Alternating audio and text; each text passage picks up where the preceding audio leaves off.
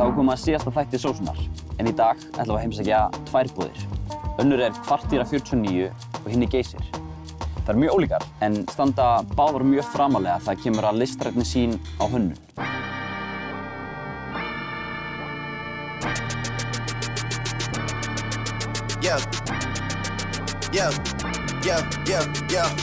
Gone on you with the pick and roll. Younger flame, he in sicko mode.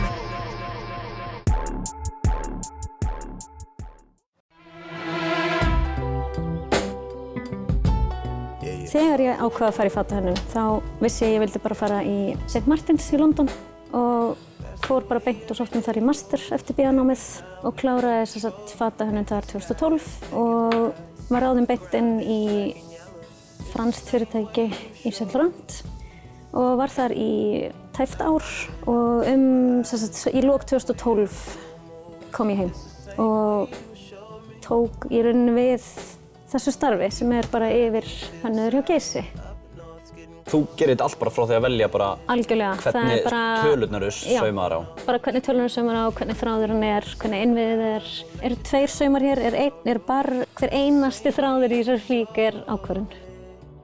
Og síðan eins og þessi, þú veist, hérna sko hver ermi tekur 40 mínútur að prjóna. Þetta mjög flókið prjón sko.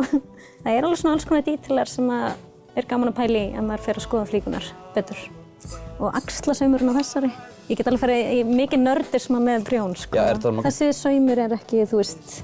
Þetta ekki venjulegt? Þetta ekki alveg venjulegt. Þú veist, maður þarf að pæla svolítið í svona hlutum.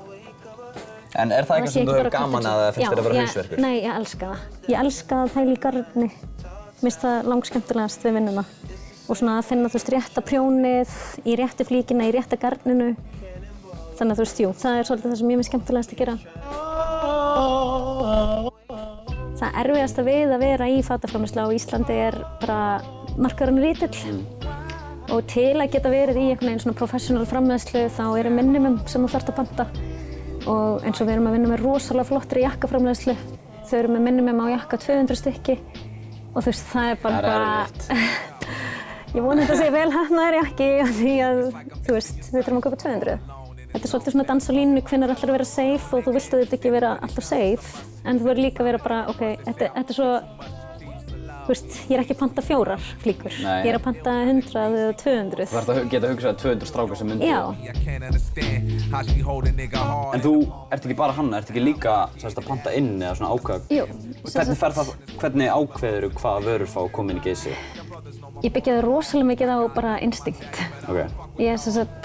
Ég ekki kannski brjálað að fylgjast með bara current tískustraumum. Heldur bara, þú veist, þegar ég sé brönd sem ég bara svona, ok, þau að gera eitthvað rétt. Bara sem brand með sitt konsept og bara svolítið svona ef ég sé sjálfa mig í fatnaðinum, þá er ég svolítið bara að kaupa það. En það hefur alveg gerst að ég bara svona sjá eitthvað og bara við verðum að negla á það. Bara, þú veist, maður verður að fara á eftir því strax. En það byggist eiginlega alltaf á bara eitthvað svona innri tilfinningu. En þetta eiginlega bara allt sem þú myndir persónulega ganga í? Já, ég myndi alveg klárlega að fara í allt í búðinni. Þetta svolítið erfitt af því að þú veist, maður labbar inn í búðina og bara eitthvað svona... Þú veist, ég valdi allt inn í þessari búð. Þetta svolítið svona eins og eiga risastóran fataskáp en þú mátt ekki snerta neitt einhvern veginn. Okkur langar að kynna nýja línu í haust. Og vera þá bara svolítið með svona bæði karlmenn og konur. Og svolítið svona að kynna nýja strauma frá okkur. Aðeins að reyna svona hýta á refresh-takkan og kannski líka bara að leika okkur svolítið meira. Þú veist, reyna að svona skerpa á okkar identity sem bara í stöðugri þróun svolítið. Og maður þarf alltaf að vera opinn fyrir nýjum hugmyndum og svona, en samt svona reyna að vera algjörlega með sinn sterka hönnunarheim í kringum sig.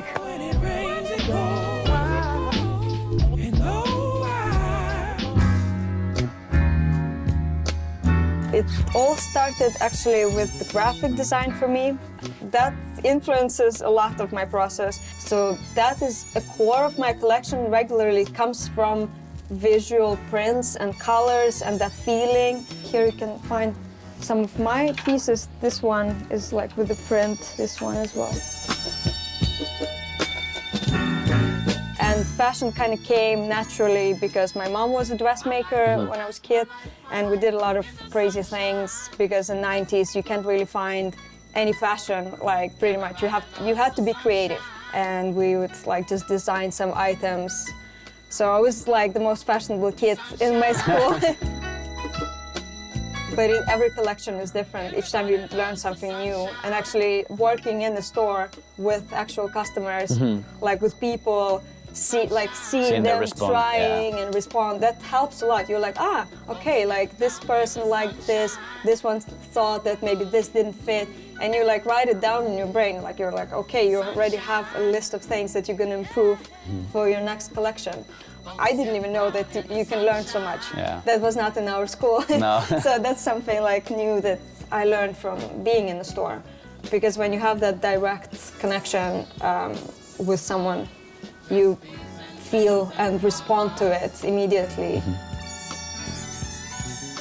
How did you end up here in Iceland?